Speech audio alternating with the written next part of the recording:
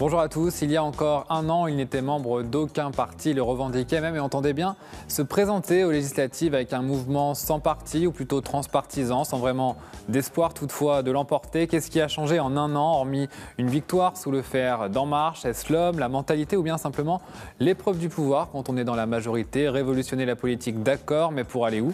Thomas Gassillou est mon invité dans Face à Face.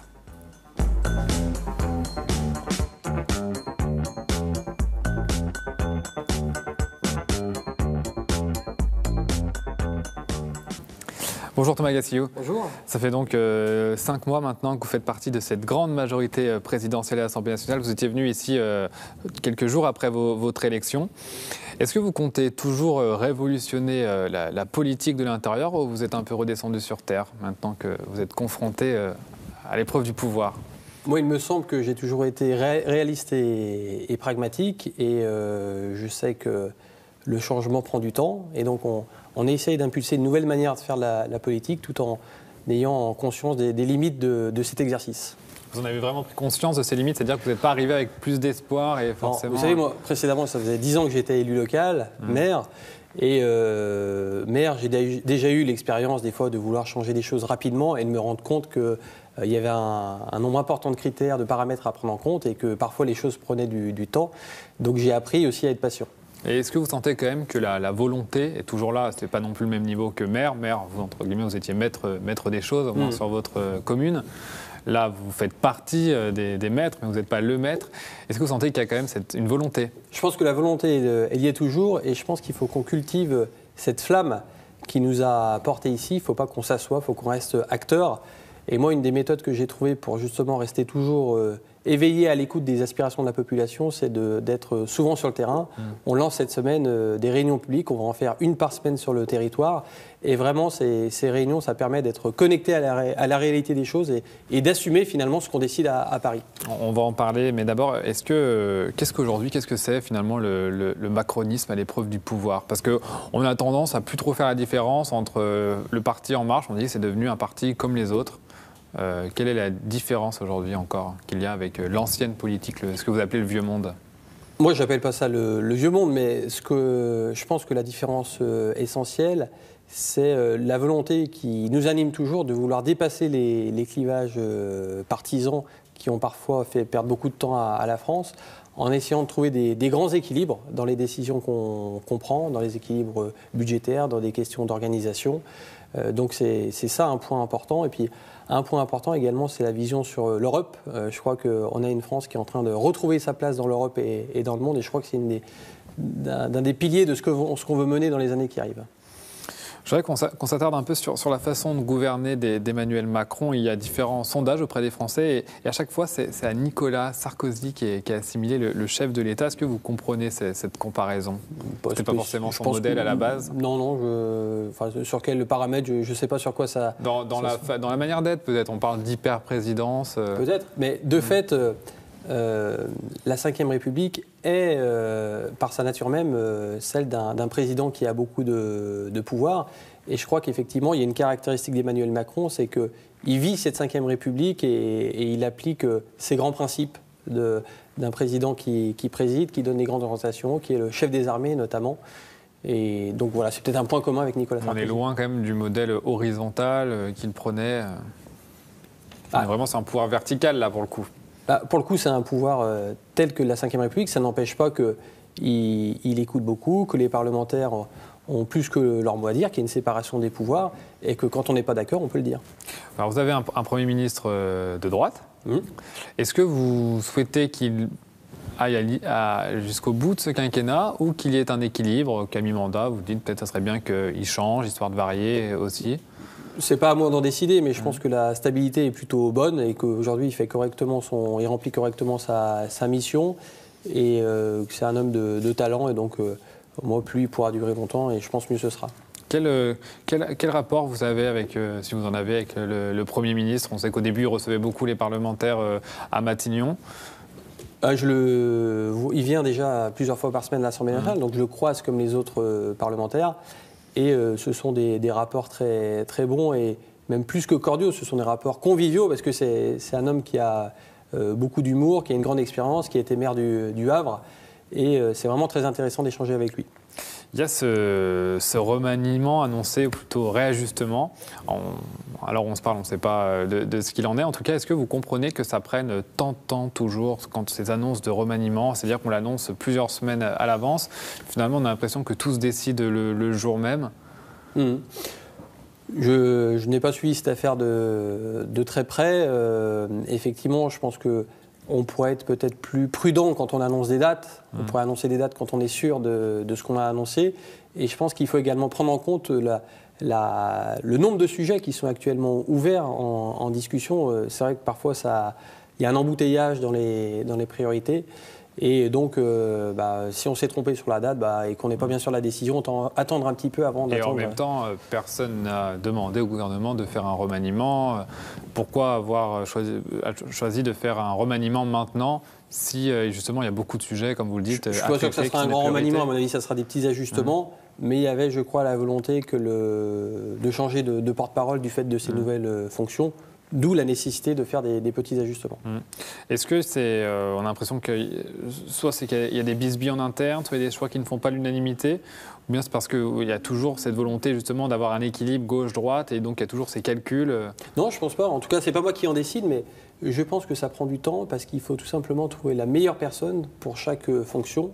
Et que ça demande un peu de temps d'analyse par rapport aux compétences et aux disponibilités de chacun. Et est-ce qu'il y a assez de compétences justement au sein du pouvoir? Parce qu'on dit, c'est vrai qu'on a vu Emmanuel Macron choisir son chef du parti qu'il a fondé, Christophe Castaner, qui est déjà ministre, qui est déjà porte-parole. Alors on se dit finalement c'est qu'il n'a personne d'autre d'assez compétent pour prendre les rênes de structures importantes? Non, mais je pense qu'il a souhaité, une de ses propositions, c'était de prendre quelqu'un qui était là dès l'initiative du mouvement, qui a suivi sa construction petit à petit. Et quant aux compétences, je crois qu'à l'Assemblée nationale, vous avez plusieurs centaines de députés qui sont là, qui ont chacun leur expérience et qui peuvent aussi avoir des compétences comme il le montre au quotidien aujourd'hui. Alors on lit qu'Emmanuel Macron veut créer des postes de secrétaire d'État pour faire venir des personnes supplémentaires au gouvernement, pour contenter tout le monde, peut-être au détriment de l'efficacité. Est-ce que ça, c'est pas un peu vieux monde, justement? Moi, j'en ai pas entendu parler, vous me l'apprenez, mais moi, je suis plutôt, à titre personnel, partisan d'un gouvernement plutôt resserré. Donc, si on me demandait mon avis, à titre personnel, je ne serais pas tellement favorable à créer de nouveaux postes aujourd'hui. Justement, je vous demande votre avis. Est-ce qu'il n'y a pas des déceptions, des fois, quand vous voyez certaines méthodes, certains actes qui sont faits? On n'est forcément pas d'accord sur tout, mais ce qui compte, c'est qu'aujourd'hui, ce qu'on a annoncé pendant la campagne, on est en train de le mettre en œuvre. Et c'est là-dessus vraiment qu'on doit justement, parce que ces méthodes, ça fait, certes, c'est pas sur le fond, mais c'est sur la forme, ça fait quand même partie des promesses aussi de campagne, de renouveler les pratiques, de ne plus faire comme avant, de ne pas distribuer des postes pour faire plaisir à tout le monde. Mais je ne crois pas qu'il y ait de postes qui sont distribués pour faire plaisir à tout le monde aujourd'hui. Il y a simplement un programme qu'on est en train d'appliquer. Et ensuite, il faut des hommes et des femmes pour mettre en œuvre ce programme. On en vient à votre parti, c'est désormais un parti, La République En Marche. Il y a eu son congrès fondateur le week-end dernier à Lyon. Aujourd'hui, quel est votre rapport au parti? Parce que jusque-là, c'était un mouvement, entre guillemets, fédérateur.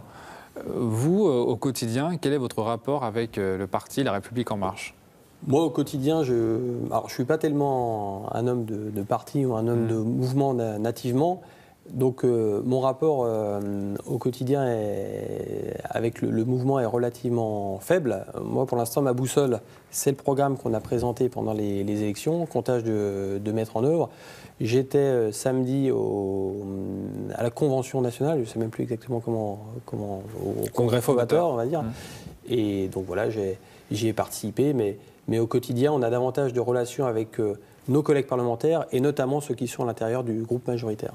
Alors, on peut se poser la question du coup, pourquoi il y avait besoin de créer un parti, étant donné qu'il y avait un mouvement jusqu'à présent qui avait plutôt fonctionné, à voir les résultats? Moi, je pense que ça reste un mouvement, mais que formellement, dans l'organisation de la République, il faut un parti pour organiser les idées, pour des questions de financement. Donc, il fallait passer ce cap-là. Il y a eu beaucoup de critiques en interne à ce moment-là. Est-ce que d'abord, vous les comprenez? Ou est-ce que vous faites partie de ceux qui ont déchanté depuis des mois Il y a, à chaque fois qu'on crée une organisation, il y a des modalités de mise en place de la gouvernance, notamment, qui peuvent faire des débats. Donc moi je comprends qu'effectivement tout le monde n'était pas forcément d'accord sur les modalités de mise en place, mais ce qui compte maintenant c'est que tout le monde se rassemble et qu'on avance. Il y en a qui sont partis, qui ont critiqué une escroquerie intellectuelle. Moi, j'en connais Par pas rapport aux qui sont promesses. partis, mais sur, je crois, plusieurs centaines de milliers d'adhérents, il y en a sans doute quelques-uns qui sont partis. Je sais qu'il y en a beaucoup aussi qui arrivent. Moi, il y avait un point sur lequel j'ai donné mon avis, puisque je pensais qu'on aurait pu faire autrement, c'était sur le vote du bureau exécutif. Je pense qu'on aurait dû faire un vote à bulletin secret. Moi, à chaque fois que j'ai dirigé des assemblées, que ce soit des conseils de comités syndicaux, dans le syndicat des eaux, à la mairie, quand il y avait une personne dans l'assemblée qui voulait qu'on vote à bulletin secret, je respectais son avis et je la faisais voter à bulletin secret. Donc c'était un des points de différence sur lequel j'ai exprimé mon avis. Finalement, les règles du mouvement indiquaient qu'il fallait une majorité de personnes qui le demandent. Ça n'a pas été le cas, donc je me conforme à ces règles. Et là aussi, vous comprenez que ça puisse nourrir, entre guillemets, la polémique, les soupçons. On dit, c'est vrai que bon, bah voilà, il y a beaucoup de nouveaux députés, novices, amateurs. On parlait des députés Godillot. On se dit c'est toujours une façon un peu de les contrôler, entre guillemets. Mais regardez les députés, les fameux nouveaux députés. Il y en a beaucoup qui ont eu des expériences dans le privé extrêmement importantes. Il y a des anciens élus locaux. Et donc finalement, quand on regarde de près, ils ne sont pas si nouveaux que ça.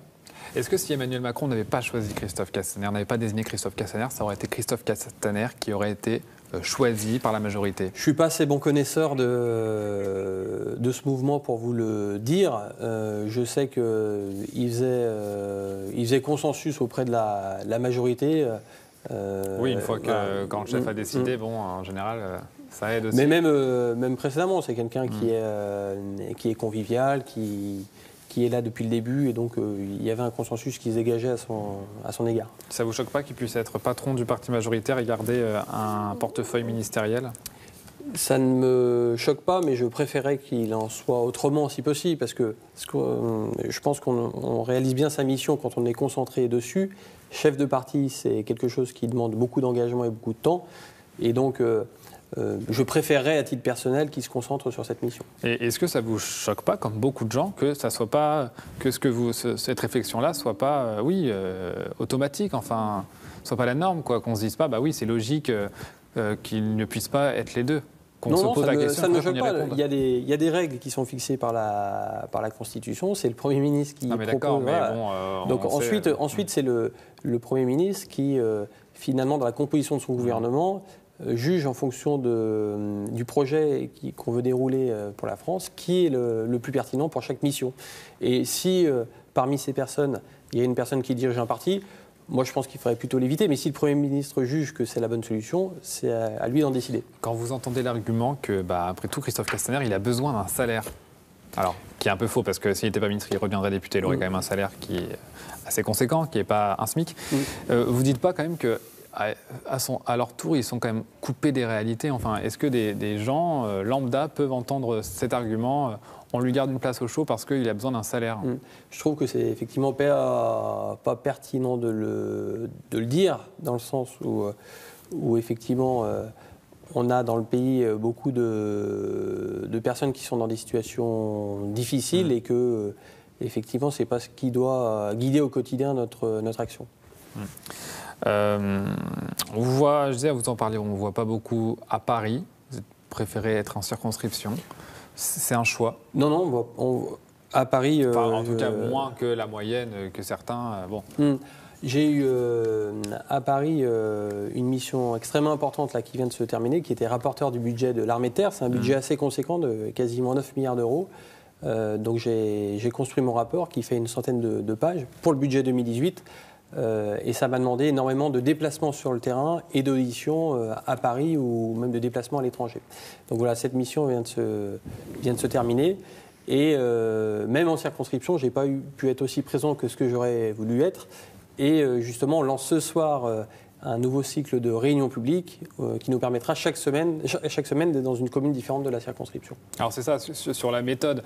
Bon, alors certes, vous étiez occupé jusqu'à présent, mais en tout cas, vous privilégiez votre fonction sur le terrain dans votre circonscription. C'est un choix, chacun travaille comme il l'entend.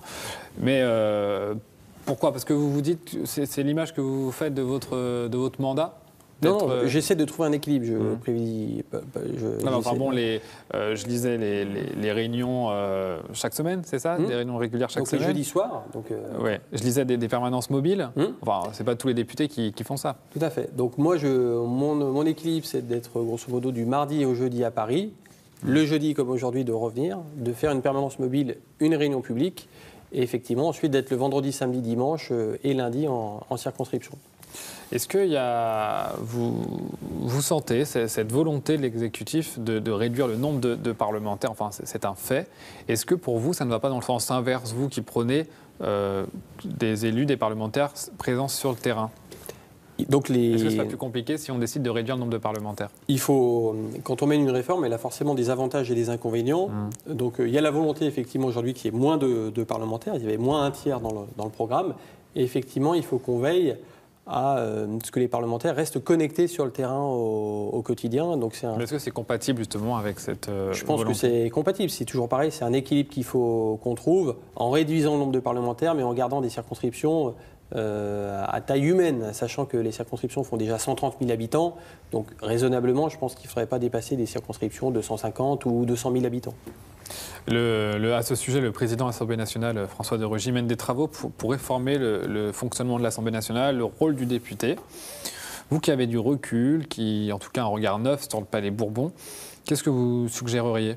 Alors j'ai un regard neuf, mais pas beaucoup de recul, puisque ça fait que 5 mois que je suis élu. Vous pouviez avant observer l'Assemblée en y étant extérieur, maintenant vous y êtes. Moi, ce que j'observe aujourd'hui, c'est que à l'Assemblée, le temps est difficile à trouver, mais facile à perdre, dans le sens où on a des débats qui sont parfois interminables dans l'hémicycle, alors que les vraies décisions, souvent ne se prennent pas là, mais se prennent en amont dans le travail des commissions. Donc il y a déjà eu une évolution constitutionnelle dans les années précédentes pour mieux valoriser le travail en commission. Il faut peut-être qu'aujourd'hui, on aille un peu plus loin, c'est une première piste. Et puis une deuxième piste, c'est peut-être au-delà de son travail législatif, de donner plus de temps aux députés pour exercer ses missions de contrôle et d'évaluation des politiques publiques. Aujourd'hui, on vote des budgets, par exemple, on vote le budget de la nation, on passe très peu de temps à vérifier son exécution. C'est peut-être un des points sur lesquels on doit s'orienter. Et aller plus loin concernant les présences dans l'hémicycle ou en commission, ça se concrétiserait par quoi? Eh bien, plus de travail en commission, c'est par exemple quand un texte a été adopté à la majorité en commission, est-ce qu'il est nécessaire de repasser dans l'hémicycle article par article pour reprendre les mêmes débats? Peut-être pas forcément. Il y a un député, notamment Adrien Taquet, vous le connaissez? Oui, de nom. Il a proposé de moderniser l'institution en la décentralisant, pour le coup c'était chez lui à Marseille, mais dans différents endroits, en instaurant des votes virtuels, voilà. J'y suis pas encore très favorable.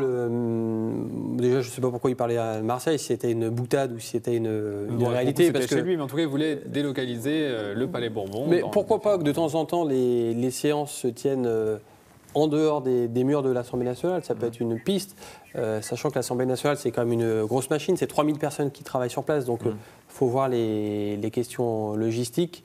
Donc il faut qu'on modernise, mais il faut qu'on garde quand même le sens de ce qu'on fait au quotidien.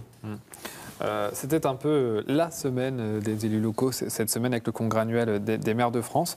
Vous l'entendez, la gronde de tous ces élus locaux qui se sentent déconsidérés par l'exécutif, par l'État? Bien sûr, je l'entends, d'autant plus que je suis moi-même élu local, puisque je reste conseiller municipal notamment. On sait que les collectivités, depuis plusieurs années, ont été malmenées au niveau des budgets notamment. Et donc je comprends qu'il y ait beaucoup d'appréhension de la part des élus locaux. Et aujourd'hui, notre rôle, c'est de les rassurer, de les valoriser. Et c'est pour ça que sur le budget 2018, il n'y a aucune baisse de dotation qui sont prévues pour ces collectivités notamment. Et c'est un fait nouveau au regard de ce qui s'est passé ces dernières années. Pour 2018, mais la taxe d'habitation par exemple, parce que c'est le sujet qui cristallise un peu les tensions, beaucoup dénoncent une mise sous tutelle finalement des communes par l'État. Les collectivités, elles s'administrent librement, c'est marqué dans la Constitution. Oui, mais enfin, elles ne seront plus maîtres de leur budget, entre guillemets. Alors, si, puisque justement, il y a beaucoup de choses qui sont mal comprises à propos de cette réforme. Chaque euro dégrévé sera remboursé par l'État, comme c'est déjà le cas aujourd'hui pour une partie de la taxe d'habitation. Par ailleurs, les collectivités vont conserver leur pouvoir de taux, c'est-à-dire qu'elles seront toujours en mesure d'augmenter le taux de la taxe d'habitation, et ça continuera à s'appliquer à l'ensemble des contribuables. Il y aura simplement des contribuables qui ont été remis à zéro, et si la commune augmente les taux, ça repartira à partir de zéro. Comment vous l'expliquez quand même, ce manque de confiance, cette défiance des élus locaux envers Emmanuel Macron, qui a souvent été accusé de mépriser, entre guillemets, les territoires, de ne pas les connaître? Je pense que Emmanuel Macron, il n'a pas le profil classique d'un président de la République qui avait été élu précédemment maire, notamment. Il n'a jamais été élu, donc il y a peut-être quelque chose par rapport à ça. Et puis je pense surtout que les collectivités, comme je vous le disais, ont été très malmenées ces dernières années. Et comme on dit, chat échaudé craint l'eau froide. Et donc aujourd'hui, forcément, elles sont à cran avec une peur des lendemains. Ça va s'arranger rapidement? Je pense que ça va s'arranger rapidement. Les maires, petit à petit, commencent à s'apercevoir que la DGF, effectivement, ne va pas baisser l'année prochaine, la dotation globale de fonctionnement, qu'il y a des mesures qui vont être énergiques, qui vont être mises en place pour l'aménagement numérique du territoire, pour la santé dans les territoires ruraux. Et donc, au fur et à mesure que ces mesures vont arriver sur les territoires, la confiance, je pense, va se renouer. Allez, on passe tout de suite aux questions des réseaux sociaux.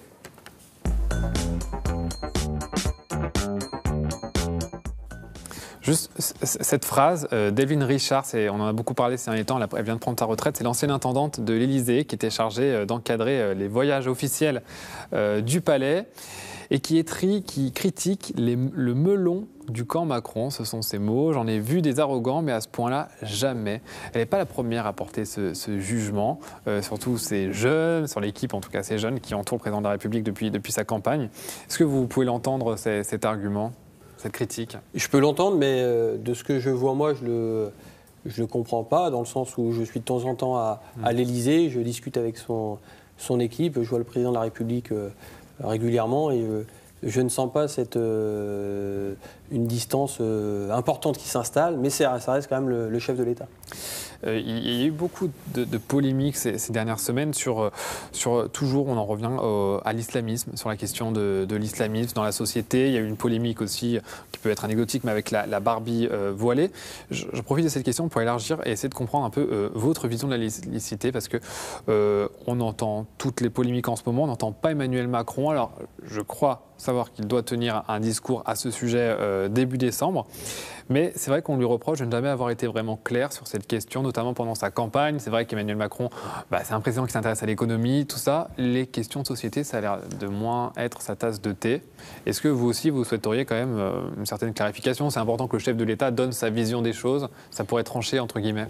Moi, je n'ai pas senti de flou à ce sujet-là. Je pense qu'on partage une vision de la laïcité qui doit s'appliquer de partout, avec la liberté de croire ou de ne pas croire. C'est ce que tout le monde dit. Mais après, vous savez qu'il y a des laïcités de Valls, il y a des laïcités beaucoup plus ouvertes, beaucoup plus... Je pense qu'on peut avoir des différences de sensibilité. Moi, je suis sur une application stricte de la laïcité, parce que... vous reconnaissez, par exemple, dans le discours de Manuel Valls? Oui, dans certains éléments, voilà. Je ne le connais pas précisément, son discours, mais effectivement, je pense qu'on partage certains points. Est-ce que pour un chef d'État, justement, Emmanuel Macron ne s'occupe pas trop de l'économie au détriment du reste? Non, je ne pense pas. Regardez ce qu'il fait sur la scène internationale. Enfin, il y a, regardez un peu le regard qu'ont les étrangers aujourd'hui sur la France, la place que la France reprend sur la scène internationale. C'est un point qui devrait tous nous intéresser. Sans transition, les moyens alloués à Brigitte Macron, 440 000 € par an. Est-ce que ça vous paraît... Alors, il faut noter que c'est moins que ses prédécesseurs. Est-ce que ça vous paraît quand même démesuré en 2017? Déjà, c'est très bien de rappeler que c'est moins que les prédécesseurs. Je pense que là-dessus, il faut être à la fois parfaitement transparent et en même temps ne pas sombrer dans la démagogie, dans le sens où... on sait très bien que dans les déplacements officiels, le protocole parfois demande que l'épouse du président de la République soit là. Et donc, si on est dans cette démarche-là, il faut donner un peu de moyens à l'épouse du président de la République. On a appris, c'était au début du mois, ces petits arrangements entre amis chez En Marche où des députés embauchent leurs enfants respectifs en tant que collaborateurs. Est-ce que vous en avez entendu parler en interne? Et quel est votre avis? Moi, j'en ai entendu parler par la presse. Et s'il y a de telles pratiques, bien sûr, je les dénonce. Et je pense qu'il faut lutter contre. Mais je demande là-dessus d'être extrêmement prudent et de vérifier ce qui est annoncé. Il y a peut-être eu à la marge quelques députés. Dans ce cas-là, je pense que c'est une erreur qu'ils font. En tout cas, par rapport aux chiffres qui étaient précédemment annoncés, par exemple des emplois familiaux que l'on a interdits, je pense qu'on est maintenant sur un phénomène vraiment à la marge. Allez, on passe aux dernières questions cash et sans langue de bois.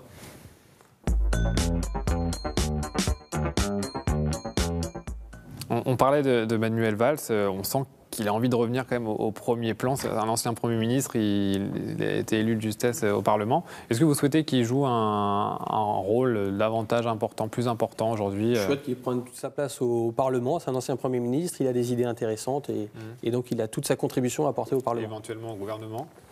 Je pense pas, je pense qu'il faut un peu laisser place à des nouveaux visages.